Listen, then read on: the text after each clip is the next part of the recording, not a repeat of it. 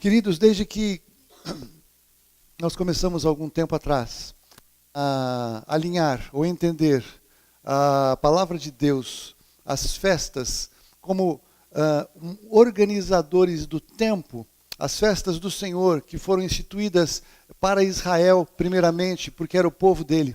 Mas essas festas não foram revogadas, essas festas permanecem, essas festas dizem respeito à nossa vida hoje. A igreja, ela também é convidada a compreender as festas agora em uma outra dimensão, porque Jesus já veio. Todas elas apontam para Jesus, todas elas revelam Jesus, e todas essas datas, elas nos ajudam a organizar o nosso calendário. E desde que nós estabelecemos esse propósito como igreja de entender, de organizar tudo isso, tudo começou a fazer um pouco mais de sentido, tudo começou a encaixar um pouco mais, e nós temos então vivido um tempo em que o Senhor tem organizado os nossos procedimentos e tem nos convidado a ir além.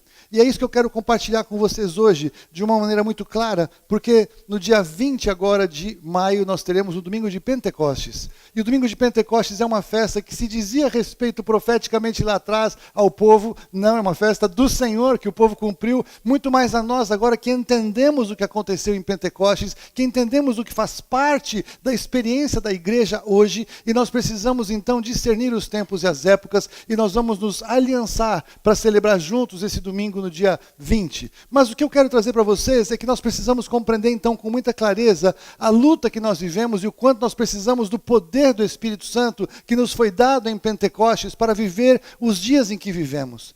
O Senhor Jesus, quando Ele morreu na cruz e nós celebramos a ceia e ressuscitou, Ele nos abriu acesso a todas as coisas que Deus nos deu. Ele nos abriu acesso, agora temos vitória sobre o pecado, Ele nos abriu acesso a termos revelação à palavra, Ele nos abriu a termos discernimento no mundo espiritual de tudo que nos envolve. E isso aconteceu por figura quando Deus nos tira do Egito, por figura que é o mundo do pecado, o sistema do pecado em que nós vivíamos, Ele nos tira para fora, Ele nos quer conduzir então para o melhor dEle, para uma Canaã, para uma terra prometida, para que em todas as áreas da nossa vida nós possamos experimentar o que Ele nos deu, experimentar a provisão dele, e isso só é possível quando nós temos revelação, a revelação da palavra, a revelação de quem somos, a revelação de para onde ele nos chama a ir. Então veja que por figura, quando o povo de Israel saiu de Canaã, o Senhor deu a eles uma promessa, está lá em Números capítulo 13, versículo 2, envia homens que espiem a terra de Canaã, que eu hei de dar aos filhos de Israel, de cada tribo de seus pais enviareis um homem, sendo cada qual príncipe entre eles. Eu sei que muitos de vocês conhecem esse texto. Esse texto diz respeito ao fato de que Deus disse, eu hei de dar. Tudo que Deus disse que nos deu, tudo que Deus disse que fará, Ele fará. Ele não muda, Ele não volta atrás na sua palavra, pelo contrário, Ele diz que Ele vela pela sua palavra para cumpri-la. Então eles tinham uma promessa de que havia em Canaã uma terra dada. E nós temos promessas do Senhor como filhos, nós temos promessa dos relacionamentos dEle conosco, nós temos promessa dos recursos dEle para nós, nós temos promessa da transformação da nossa vida nele, e nós precisamos então crer. E nós somos chamados então, muitos domingos, a espiar essa terra. Muitas vezes nós estamos entendendo algumas dimensões que nós não tínhamos acesso, que nós não tínhamos revelação, e a palavra então nos é dada quando ela é pregada e ensinada, para que nós possamos entender para onde Ele está nos levando. O que aconteceu é que essa turma, quando ela chegou ali, os espias falaram, é bom demais, é grande demais, tem gigantes, é impossível nós entrarmos, nós não temos condição de entrar nesse lugar. E eles infamaram a terra para o povo, eles falaram, é impossível viver essa vida que Deus está dando. E Caleb, aqui em Números 13, 30, ele faz uma declaração profética muito interessante. Eu quero começar a trabalhar isso hoje na sua mente, no seu coração, no seu entendimento, na sua fé, porque ele disse, Caleb fez calar o povo perante Moisés e disse, eia, subamos, porque certamente prevaleceremos contra ela, porque os homens que com ele tinham subido disseram, não poderemos subir contra aquele povo, porque é mais forte, porque é mais alto, porque é difícil, porque eu não consigo, porque tem gigantes, porque é muito complexo entrar no que Deus tem para mim.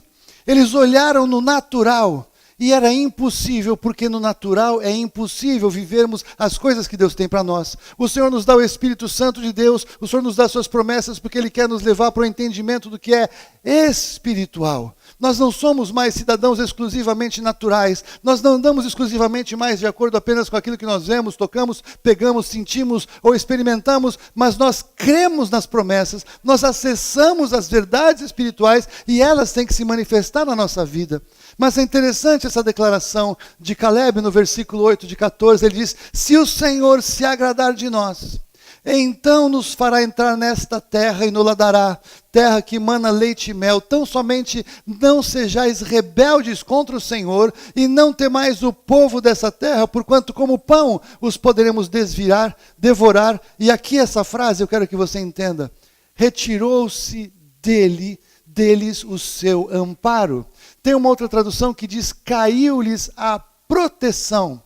A diferença é que dos 12 espias, 10 espias, eles foram e viram o natural, eles viram os gigantes, eles viram a dificuldade, eles olharam para si mesmos e se viram pequenos, se viram incapazes, se viram desprovidos de recursos, mas o Caleb, ele percebeu que no mundo espiritual alguma coisa tinha acontecido, a proteção espiritual demoníaca que agia sobre aqueles povos tinha caído, e porque aquela proteção espiritual caiu, eles agora podiam, pela palavra da promessa do Senhor, entrar numa dimensão maior, eles podiam conquistar aquilo que o Senhor tinha disposto a eles, porque estava liberado no mundo espiritual. Então, se estava liberado no mundo espiritual, o que ele podia dizer é, eu creio que se materializará no natural. Assim são as palavras que nós aprendemos acerca de quem Deus diz que nós somos, o que Ele quer fazer em nós para experimentarmos o poder, para experimentarmos conquista, porque somos chamados a conquistar os tesouros de Canaã. Mas normalmente eu vejo pregar sobre os tesouros de Canaã exclusivamente sobre bens materiais, mas eu quero dizer que em Canaã, que é onde nós estamos entrando, existem tesouros espirituais, os mais preciosos que existem. E sabe quais são os tesouros mais preciosos que existem em Canaã? São as vidas das pessoas que estão no mundo, as vidas das pessoas ao nosso redor, as vidas das pessoas pelas quais Jesus pagou um alto preço na cruz do Calvário, e nós quando olhamos para essas pessoas falamos, é difícil pregar o evangelho, ela não vai acreditar, ela tem uma outra religião, ela tem mágoas, ela tem problemas, ela tem situações na sua vida, e nós esvaziamos o poder que há no evangelho de Jesus, porque nós olhamos para aquilo que é natural. Mas a proteção de sobre eles cai quando nós entramos e falamos a verdade do Evangelho, quando nós pregamos Jesus Cristo crucificado, amor de Deus expresso e manifesto, não para transformar a religião das pessoas, mas para transformar a vida das pessoas. A religião é morta, a religião não tem poder, a religião não leva ninguém em lugar nenhum, muito menos a religião evangélica leva quem quer que seja para qualquer lugar, mas a vida de Jesus, a promessa da salvação, a realidade espiritual de uma transformação interior, é uma palavra de poder. E o diabo tenta nos intimidar e dizer, não prega, não vai, olha para você. Você não sabe nem onde é que fica João 3,16 na tua Bíblia. Você não sabe, você não leu nada, você não conhece. Olha a tua vida como está. Olha o que você fez a semana passada. Olha, acusa para paralisar. E ele mente. E ele coloca então de volta uma certa proteção demoníaca sobre as pessoas para que nós não venhamos a crer. Porque nós somos confundidos no nosso entendimento daquilo que o Senhor diz. Mas o Senhor diz que há um poder em nós, há o poder do Espírito Santo em nós para pregar, há uma conquista a ser estabelecida, há um território a ser ocupado, há uma diferença a ser feita, e nós somos chamados para fluir neste poder, porque caiu a proteção deles. Quando você chega cheio do Espírito Santo de Deus, as trevas retrocedem, e as pessoas então são expostas à realidade de olhar para si e falar, meu Deus, em que eu estou fundamentando a minha vida? Porque quando tudo falha, as pessoas param para perceber que não garantem tudo. Ninguém garante nada. pode ter o seguro que tiver, o emprego que tiver, a grana que tiver, os bens que tiver, pode ter o que for. Existem situações na vida em que isso não é suficiente para nada, porque não pode proteger, não pode assegurar, não pode garantir, não tem como. Mas a verdade do Senhor no nosso coração, mesmo quando passamos dificuldade, mesmo quando aparentemente as coisas falharam, mesmo quando aparentemente estamos impedidos de fazer coisas, sabemos em quem temos crido, porque a verdade interior do Espírito Santo se revela em nós, e nós então estamos agora posicionados em fé. Senhor, eu posso não entender o que está acontecendo ao redor, mas eu sei em quem tenho crido. Eu sei em quem eu tenho crido. E o Senhor então nos chama para sair da terra onde vivíamos antes, do sistema onde vivíamos antes, para entrar nesse novo sistema, o sistema do Espírito, o sistema de poder. Mas interessante, um outro texto que eu estava meditando, associado a esse, quando o Senhor colocou no meu coração, é uma palavra muito tremenda, que está em 2 Reis, capítulo 7.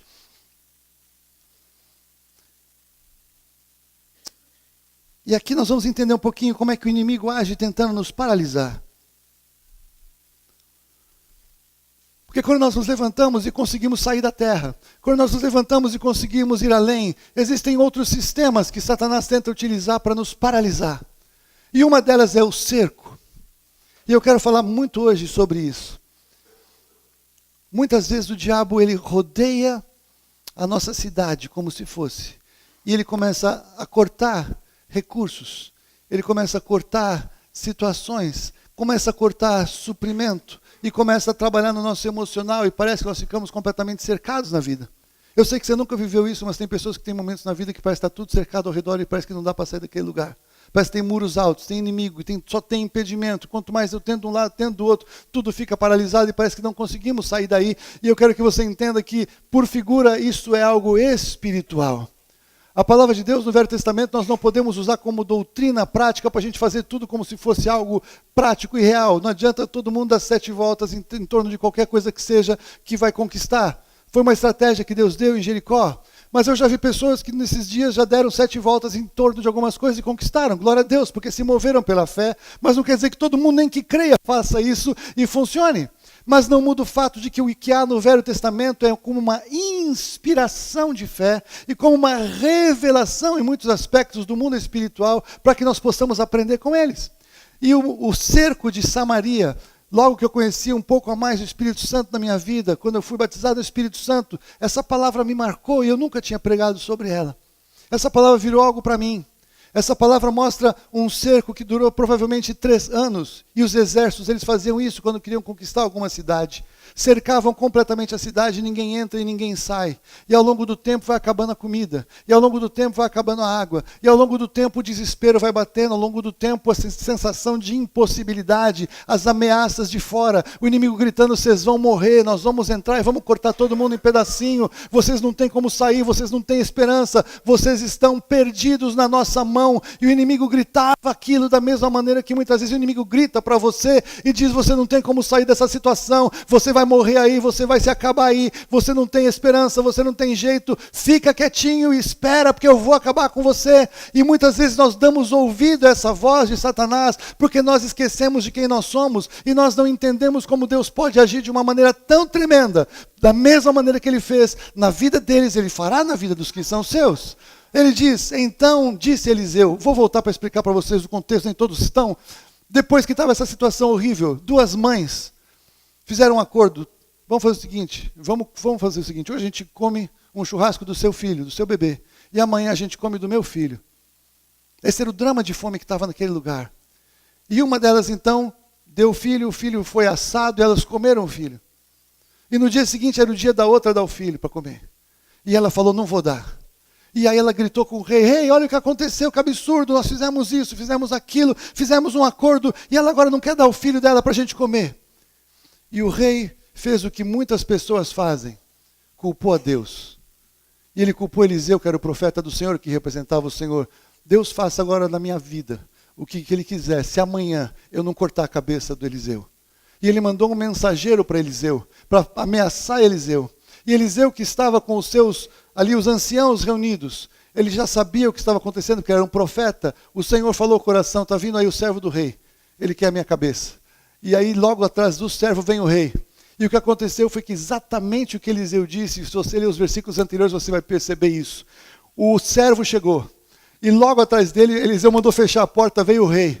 E aí o Eliseu levantou e falou o seguinte, olha, amanhã,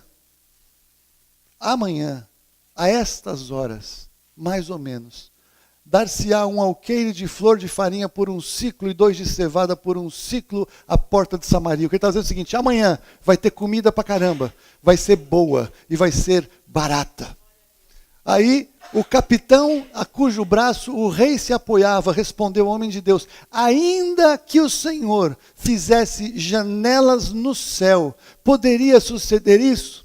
Disse o profeta, eis que tu o verás com teus olhos, mas não comerás. A palavra profética da parte de Deus, ela é boa e bênção na vida daquele que crê. Aquele que zomba e rejeita, vê a coisa acontecer e não se beneficia dela. O que o profeta falou era impossível, tinha um exército gigante do lado de fora.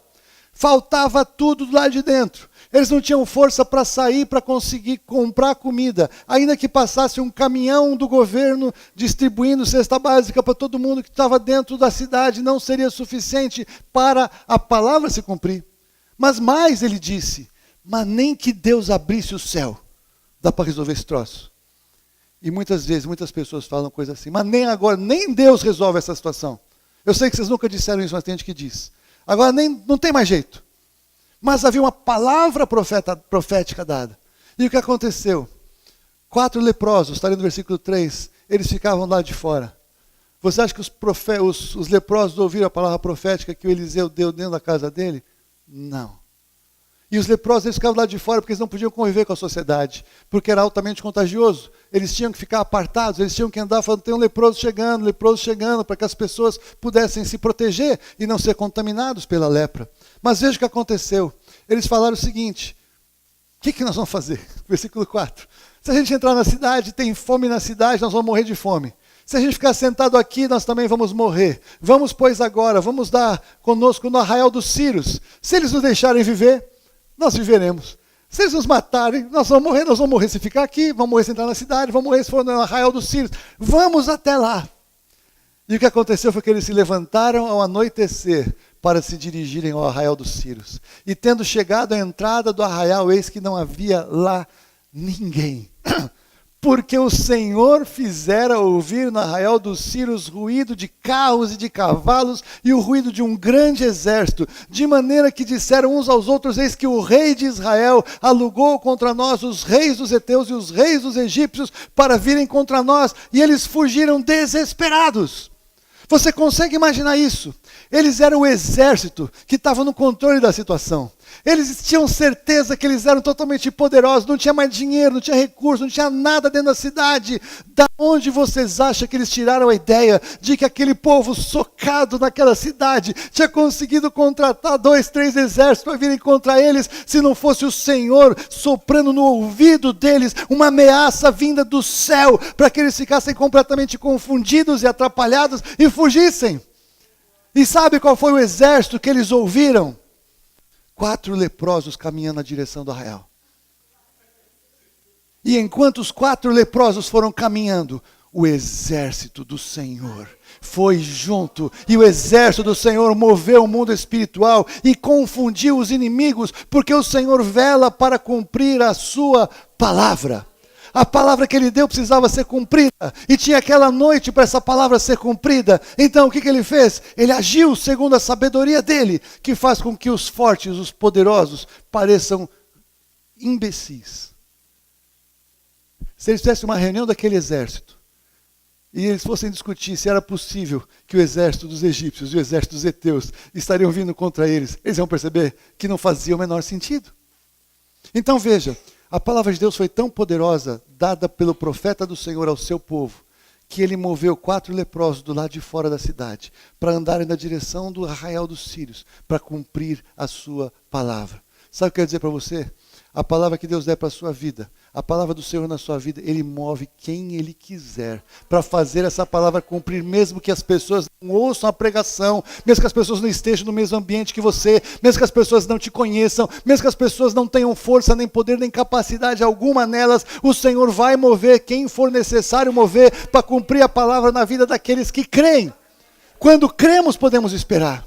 Mas se duvidamos, nós ficamos igual a esse cara no qual o rei está apoiado, não tem esperança. Se nós não vamos crer no Evangelho, não tem esperança para nós, vamos parar com tudo. Mas se a palavra de Deus é a verdade, nós precisamos abraçar essa palavra e andar na promessa, mesmo que pareça que está tudo perdido, mesmo que pareça que atrasou porque o cerco foi grande, mesmo que pareça que agora perdeu tudo, não tem mais para onde ir. O Senhor não depende desses limites, não depende dessas situações, porque Ele reina sobre tudo e reina sobre todos.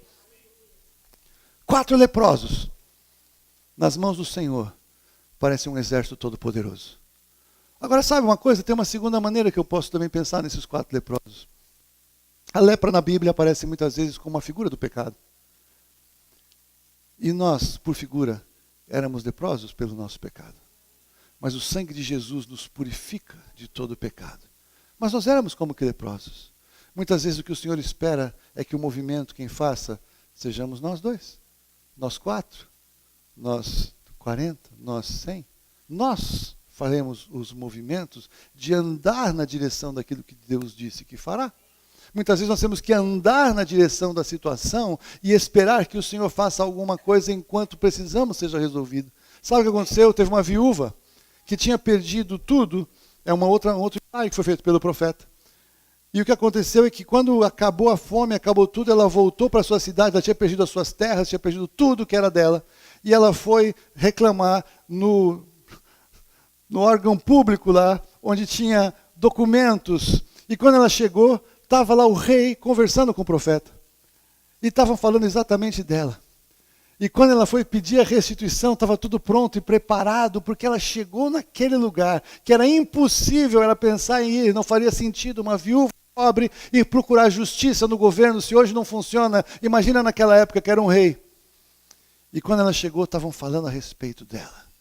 Eu quero dizer para você que muitas vezes o problema que você está enfrentando, o Senhor está preparando a conversa no lugar que você precisa ir para resolver. Vão estar falando a seu respeito. E quando você chegar naquele lugar, o Senhor vai facilitar para que justiça lhe seja feita em nome de Jesus, porque o Senhor também trabalha dessa maneira. E eu sei que Deus está falando com alguém numa situação assim. Não estava no meu esboço. Mas voltando aqui para o meu conteúdo de hoje. Veja, não ouviram a palavra, os 4 leprosos. Mas o poder da palavra de Deus se moveu através dele, para que eles fizessem o que o Senhor queria fazer. Agora, tinha uma palavra dada. Nós, quando nos convertemos a Cristo, nós estávamos presos no Egito. O Senhor nos chama a sair para que nós possamos entrar no melhor que Ele tem para nós. O melhor que Ele tem para nós tem uma proteção espiritual contrária das trevas que tem que cair. E esta cai quando nós fazemos a nossa parte. Eles conquistaram aquela terra. Demorou um tempo, porque os incrédulos atrapalhavam os que criam. Você conhece a história. 40 anos depois, voltaram apenas Josué e Calebe, que foram os únicos que creram. Toda aquela geração morreu. Aqueles 10 espias que deram a palavra contrária morreram, mas o Senhor cumpriu a sua palavra na vida dos que creem. Se você crê, Deus cumpre a palavra dele na sua vida, porque ele se move por fé. Se você não crê, não adianta esperar sentado, não vai acontecer. Sem fé é impossível agradar a Deus, sem fé é impossível mover as suas promessas. Mas então veja, nesta trajetória, algumas vezes por figura o inimigo tenta colocar o cerco na sua vida e na minha vida, com ameaças, com impossibilidades e com impedimentos. Mas o Senhor tem um convite para que nós saiamos do cerco do inimigo, como a gente viu, e a gente possa entrar no cerco do Senhor. Abra comigo um pouquinho mais para frente, 2 Reis, capítulo 6. Ou um pouquinho para trás de onde nós estamos, perdão. 2 Reis, capítulo 6, que é uma passagem interessante, que é Geazi e Eliseu. 2 Reis 6, capítulo 6, versículo 15. Tendo se levantado muito cedo, o moço do homem de Deus, e saído, ele estava num monte, eis que tropas, cavalos e carros haviam cercado a cidade. Então o seu moço lhe disse: ah, meu senhor, que faremos? E o profeta respondeu: não temas, porque mais são os que estão conosco do que os que estão com eles. Orou Eliseu e disse: Senhor, peço-te que lhe abra os olhos para que veja. E o Senhor abriu os olhos do moço, e ele viu que o monte estava cheio de carros e cavalos de fogo em redor de Eliseu. Por que estava ao redor do Eliseu? Porque ele cria. Então veja, nós estamos falando de um cerco do inimigo, e nós estamos falando de um cerco do Senhor ao cerco do inimigo em favor daquele que nele crê, e que inclusive beneficia o Geazi, e que inclusive beneficia aquela cidade.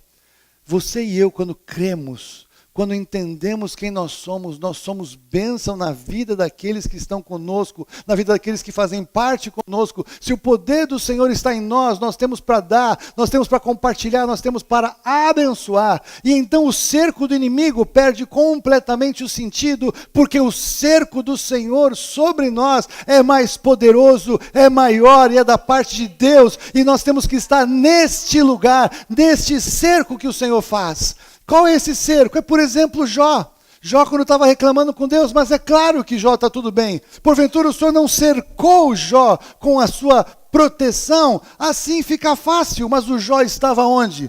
No esconderijo do Altíssimo, debaixo da sombra do Onipotente. O Jó estava no lugar de proteção do Senhor, e naquele lugar o diabo tem que reclamar com Deus que ele não consegue tocar. E é o que nós vemos em 1 João, nós somos de Deus e o maligno não nos toca. Enquanto estamos no cerco de Deus, enquanto estamos debaixo da proteção do Senhor, o maligno não nos toca. Mas quando ele não nos toca, é enquanto estamos neste lugar. Como é que ele faz para tocar a cada um de nós? Quando ele faz a gente sair do cerco. E quando é que ele faz a gente sair do cerco do Senhor? Quando ele ameaça, ou quando ele atrai, ou quando ele seduz, ou quando ele propõe transgressão, quando ele nos chama para o lugar de pecado, quando ele nos quer tirar do lugar de santidade, quando ele quer nos tirar do lugar de fé para o lugar de incredulidade, e quando nós saímos do lugar da proteção do Senhor, ali nós somos presa fácil, ali nós estamos vulneráveis, ali ele pode nos cercar e pode nos impedir até que venhamos a nos arrepender e voltar para o lugar da proteção do Senhor, que é o lugar de onde nós nunca deveríamos saído. Nós saímos do Egito e nós temos que entrar no melhor do Senhor em Canaã, porque é nesse lugar que ele nos chama, é nesse lugar que ele nos quer, é para lá que nós temos que ir em fé. Esse é o nosso lugar. E eu quero concluir colocando uma coisa importante. Se nós olharmos a vida apenas com os olhos naturais, nós somos igual a qualquer pessoa. Se nós buscarmos a solução que as pessoas buscam, se nós colocarmos a esperança onde as pessoas colocam, se nós tentarmos fazer as práticas que as pessoas fazem para ser felizes, se nós acharmos que nós temos que seguir o sistema que o mundo propõe como felicidade, nós estamos no cerco e nós nem percebemos. E o nosso suprimento vai sendo cortado. E quando percebemos, vamos estar morrendo de fome, vamos estar adoecidos, vamos estar sem esperança, vamos estar esperando a morte chegar. Porque não há esperança, não há expectativa que não seja no Senhor. Eu fico imaginando essas pessoas quando chegam à porta da morte. As pessoas cheias de razão ao longo da vida que nunca se curvaram diante do Senhor. E quando a morte chega, o que eu faço? Para onde eu vou? Qual é a minha esperança? Eu fico pensando que essas pessoas pensam que vão falar para Deus do outro lado quando estiverem com Ele face a face. Mas nós como cristãos, nós somos chamados então a fazer a nossa parte. Qual é a nossa parte? Nós temos que estar cheios de poder. Nós temos que, como Eliseu, estar cercado de carros e cavalos de fogo. Nós temos que, como aquela geração, tem que entrar e conquistar em Canaã. Nós temos que derrubar, agora a nossa guerra não é contra os povos, mas a nossa luta é contra o mundo espiritual que rodeia as pessoas, para que nós possamos pregar o Evangelho, para que caia a cegueira, para que elas possam enxergar a verdade do Evangelho, da luz do Evangelho, para que elas possam enxergar a luz do Evangelho, da glória de Cristo, que é a imagem de Deus Pai. Nós precisamos estar cheios de poder. E para estar cheios de poder, temos que estar cheios de fé. E para estar cheios de fé, nós temos que estar cheios de poder. E para estar cheios de poder, nós temos que estar cheios de fé. E para estar cheios de fé, nós temos que estar cheios de poder. E para estar cheios de poder, nós temos que estar cheios de fé. E para estar cheios de fé, temos que estar cheios de poder. E nós precisamos, em algum momento, romper esse ciclo para que nós possamos entrar nele, para que nós possamos, então, estar no lugar de fé para crer e ver acontecer. Porque se nós estamos lá de fora, nós temos dificuldade. Nós não conseguimos ser poder porque não cremos e não podemos crer porque não vemos algumas coisas acontecerem na nossa vida. O que nós precisamos fazer é sair do lugar do cerco. Nós precisamos sair do lugar onde o diabo nos colocou para cortar suprimento de poder. Muitos de nós não conseguimos mais adorar como antes. Muitos de nós não oramos como antes. Muitos de nós não lemos a palavra como antes. E se esses sintomas estão na sua vida, o cerco está estabelecido. Romper o cerco é começar a entender as coisas se movendo ao nosso redor, porque nós estamos vendo a mão de Deus agir, porque nós agora passamos a crer naquilo que Ele está fazendo.